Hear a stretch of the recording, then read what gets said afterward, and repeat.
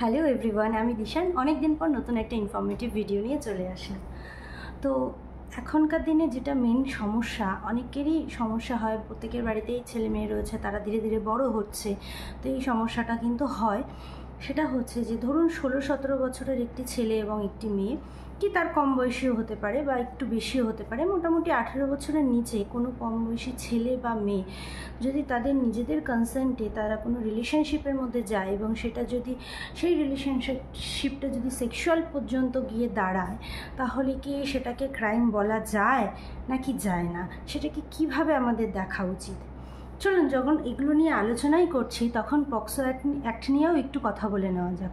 POCSO অ্যাক্টটা mainly বানানো হয়েছিল 2012 সালে, এই অ্যাক্টটা প্রথম আসে, এবং এটা কিন্তু মেনলি বানানো হয়েছিল বাচ্চাদের প্রোটেকশানের জন্য, সেক্সুয়াল হ্যারাসমেন্ট থেকে এবং সেক্সুয়াল বিভিন্ন অ্যাক্টিভিটির মাধ্যমে বা পর্নোগ্রাফি, বাচ্চাদের এই সমস্ত জিনিস থেকে কিন্তু বাচ্চাদের প্রোটেক্ট করার জন্য পক্সো অ্যাক্টটাকে আনা হয়েছিল। কিন্তু স্ট্যাটিস্টিক্স এটা বলছে, দেখা গেছে 20-25% কেসই কিন্তু রেজিস্টার্ড হয় এই 16-17 বছরের বাচ্চাদের এই রিলেশনশিপের কারণে। তো এটা কনসেন্ট আর কোয়ারশন, এই দুটোর মধ্যে ডিফারেন্সটা এই কেসের ক্ষেত্রে বোঝাটা খুবই মুশকিল হয়ে যায়। কিন্তু পক্সো একটা হচ্ছে দেশের ওয়ান অফ দ্য স্ট্রিকেস্ট ল, আমি যেটা বলি এটা সবথেকে কঠিন একটা আইন, কিন্তু এখান থেকে বেরোনোটাও কিন্তু খুব মুশকিল। এই 16-17 বছরের বাচ্চারা যখন তাদের কাউন্সেলিংয়ের প্রয়োজন হয়, তাদের কথা বলার প্রয়োজন হয়, তাদের সাথে বন্ধুভাবে মেশার প্রয়োজন হয়, কিন্তু তখন কিন্তু এই সমস্তগুলোর অভাবেই কিন্তু তারা কিন্তু এই ধরনের ভুলগুলো করে ফেলে, এবং ভুলগুলো করে ফেলার পরে যেটা হয় সেটা হয় তারা কাউকে বলতে পারে না। এই যে প্রবলেমটা ক্রিয়েট হয়, এই প্রবলেমটা ক্রিয়েট হওয়ার পরে যখন তারা কাউকে বলছে বা কিছু করছে, তখন সেইটার বিরুদ্ধে গিয়ে যখন তার বাড়ির লোক বা কেউ রুখে দাঁড়াচ্ছে, তখনই কিন্তু সেটা পক্সো অ্যাক্টের আন্ডারে রেজিস্টার্ড হয়ে যাচ্ছে। এবং সেটা কিন্তু এটা পক্সো অ্যাক্ট, আমি প্রথমেই বলে দিলাম, দেশের কিন্তু সবথেকে কঠিনতম আইন এটা। এবং এর মধ্যে যদি কোনো 16-17 বছরের ছেলে জড়িয়ে পড়ে, তাহলে কিন্তু অনেকটাই ডিফিকাল্ট তার জন্য। শুধু 16-17 বছর না, যে কোনো বয়সী মানুষই যদি জড়িয়ে পড়ে এই অ্যাক্টের মাধ্যমে, তাকে যদি কাস্টাডিতে নেওয়া হয়, তাহলে কিন্তু খুব ডিফিকাল্ট, যতক্ষণ পর্যন্ত ট্রায়াল না শেষ হচ্ছে ম্যাক্সিমাম কেসেই কিন্তু বেল পাওয়া যায় না। তো আমি যেটা নিয়ে আলোচনা করছিলাম, 16-17 বছরের এই বাচ্চাদের কনসেন্টটাকে, আপনারা বলতে পারেন ওদের তো ম্যাচুরিটি মোটামুটি চলে আসে, ওদের ব্রেন মোটামুটি ডেভেলপড করে যেতে যায়, তাহলে ওদের কনসেন্টকে কেন ধরা হয় না? ল বলছে 18 বছরের কম বয়সী বাচ্চাদের কিন্তু কনসেন্ট কোনো গুরুত্বই পায় না, মানে তাদের কনসেন্ট দেওয়ার কোনো রাইটই নেই, দিলেও সেই রাইট সেটাকে ধরা হবে না।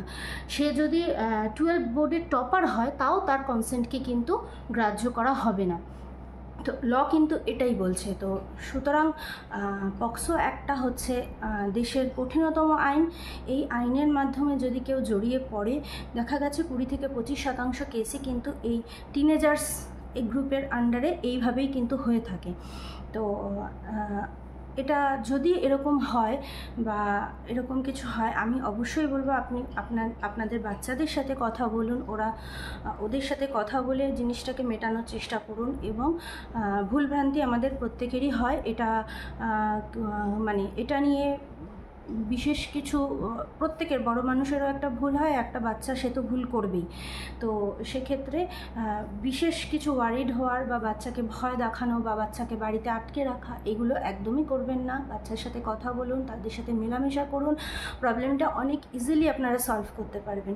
পক্সো অ্যাক্টের আন্ডারে যদি আপনি কোনো কেস রেজিস্টার করেই ফেলেন এই ঘটনার কারণে, আমি শুধুমাত্র এই ঘটনাটা বলছি, সত্যি কোনো ঘটনা হলে সেটা সম্পূর্ণ আলাদা ইস্যু, কিন্তু এই 16-17 বছরের বাচ্চারা যে নিজেদের মধ্যে একটা রিলেশনশিপে যায় এবং রিলেশনশিপে যাওয়ার পরে তারা নিজেদের কনসেন্টেই সেক্সুয়াল অ্যাটাচমেন্ট তাদের মধ্যে হয়, এবং সেই অ্যাটাচমেন্টের কারণেই কিন্তু এটাকে কিন্তু ল কিন্তু এটাকে ক্রাইম হিসেবে, আপনি যখন লয়ের কাছে যাবেন, লয়ের কাছে আপনি নিজের জাস্টিস চাইবেন, তখন কিন্তু ল কিন্তু এটাকে ক্রাইম হিসাবেই দেখবে।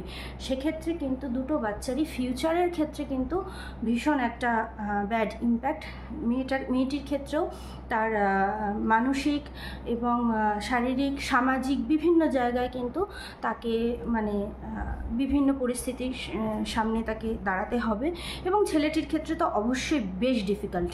তো সেই জন্য আমি বলছি যে বাচ্চাদের মধ্যে যদি এরকম কিছু হয়ে থাকে দুজনের কনসেন্টে, এবার আপনার কাছে একটা কথা হতে পারে, কনসেন্ট আর কোয়ারশনের মধ্যে, কোয়ারশন মানে হচ্ছে জবরদস্তি, তো কনসেন্ট আর কোয়ারশনের মধ্যে ডিফারেন্সটা কিন্তু খুব ডিফিকাল্ট, কোর্টে এটা এস্টাবলিশ করাটাও কিন্তু খুব ডিফিকাল্ট কনসেন্ট আর কোয়ারশনের মধ্যে। তো আমি খুব সিম্পলি আপনাদের বোঝানোর চেষ্টা করলাম, বাচ্চাদের এই ভুলগুলো হয়। যদি কোনো এরকম ভুল হয়ে থাকে আপনার বাচ্চার সাথে বা আপনার পারিপার্শ্বিক কোনো বাচ্চার সাথে এরকম যদি কোনো ভুল হয়ে থাকে, খুব সফটলি সেটাকে হ্যান্ডেল করার চেষ্টা করুন, বন্ধুর মতো করে তাদের সাথে মিশে এটাকে হ্যান্ডেল করার চেষ্টা করুন। এইসবের মধ্যে যদি কনসেন্ট দিয়ে হয় তাহলে বাচ্চাদের প্লিজ এইসবের মধ্যে জড়াবেন না। আর যদি কোয়ারশন হয়ে থাকে তাহলে আমি অবশ্যই বলবো আইনের দ্বারস্থ হবেন। তো এই কনসেন্ট আর কোয়ারশনের ব্যাপারে আপনাদের কি মতামত আমাকে প্লিজ কমেন্টে জানাবেন।